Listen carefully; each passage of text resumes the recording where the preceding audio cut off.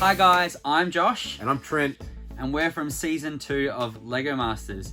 Now, we are going to be showing you guys some really cool tips that we learnt while we were on LEGO Masters and how we can improve our LEGO creations.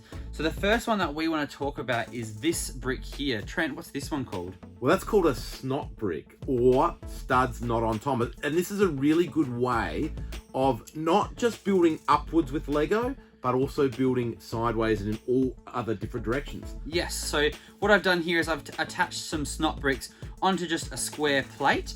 And by doing that, I can then attach a plate to the side like so. And I can keep doing this all the way around.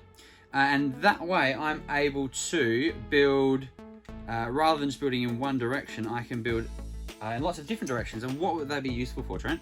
Well, really building all sorts of great creations. You could build faces with this technique. You could build all sorts of monsters, and it just elevates the style of build. One thing that Brickman would always say when he was judging a model is he would say, I can see studs going in all different directions. And if he said that to you on LEGO Masters, you knew you were doing pretty well, right? Yeah, that was a big compliment. So by attaching all the studs like so, I'm able to make this square, this cube. Yep. And by doing that, we can actually build things out and now in all different directions with this sort of thing. We could turn it into a ball if we wanted to make it a meteor crashing into something, or lots of other different things as well. So that's pretty cool. That's our first technique, tip number 1. Very cool. Another tip that we've got, something we used a lot in LEGO Masters, was a piece called a ball joint. So generally you need 2 pieces to use this sort of technique, the ball and the socket. And obviously when you join those 2 pieces together, you've got really good articulation on that joint. You can get all sorts of angles and all sorts of movements. I'm going to put a few of these together now. When did we use ball joints in LEGO Masters? Yeah, well, there's lots of different things that we use the ball joints for. It's probably one of our favorite and most used pieces. By connecting them together, we made tentacles on a giant squid. We made the tassels on our cowboy. Yeah, that's right. The big vest that he had, it made it look like he was floating in the air as he was on his cowboy. That was pretty cool. And when you got more tassels, you got no hassles. Beautiful. That's right.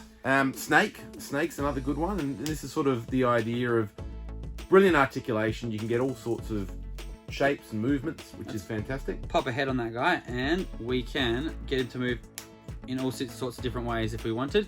And that gives a lot of reality to your build, so it doesn't just look like a static square Lego build, but rather you get a lot of movement, you get a lot of action. You can really capture a scene by having all those different movements, which is pretty cool. So that's very good as well. Tip number 2. The last tip we've got for you, Trent, what is it? Well, we love building our characters on LEGO Masters, faces, expressions, that sort of thing.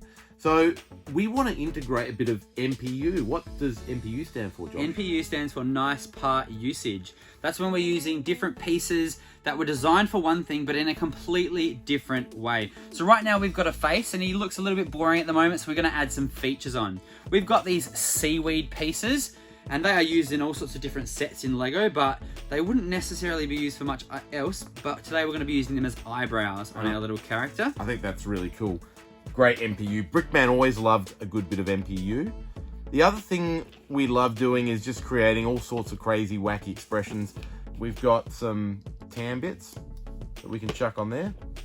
So jumper plates also quite help. We can get a big mouth shocked expression on our guy there. We can also add this clip, and we loved using these little clips. Just beautiful little 1x1 clips, and you can get all sorts of additional parts on there. We might go for a pencil style mustachio. Yep. Always loved the moustaches on LEGO Masters. Gotta always have a moustache on one of our characters. And there's all sorts of bits that you can use. We found this, there's another sort of tooth piece there. We could maybe use this kind of clip piece to make some teeth. Or what other sort of teeth pieces here have we got here?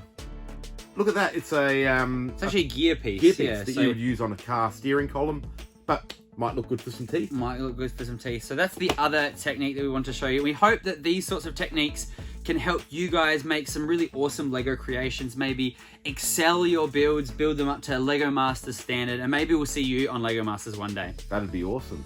Thanks for watching. See ya.